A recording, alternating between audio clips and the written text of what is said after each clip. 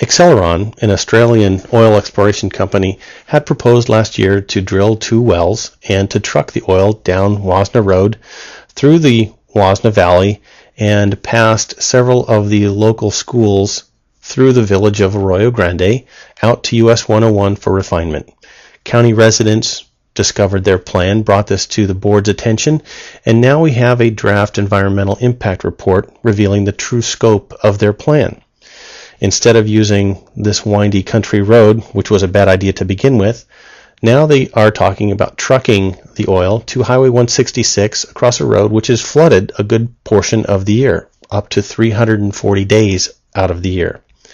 In this aerial shot, you can see that the road that they're planning to use is only partially paved, and in fact it traverses some very rugged terrain, which is a horrific fire hazard and is right above the Twitchell Reservoir watershed.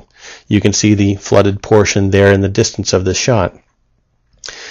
Often the topsoil liquefies when you have motor traffic on it. Any local resident can tell you that traffic on these back roads is iffy.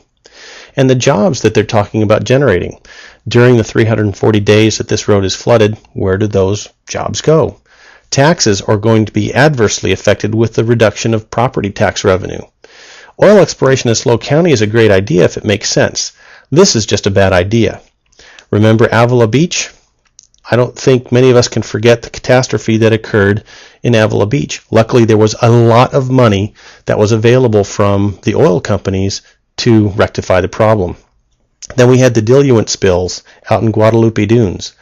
Again, another environmental disaster that without the deep pockets of the major oil companies, we couldn't have rectified the problem. And then when you look at the example of Price Canyon, the horrific smell that you have driving down Price Canyon, or even the visual impact and the development that's occurred, there's also the noise impact from a development like this.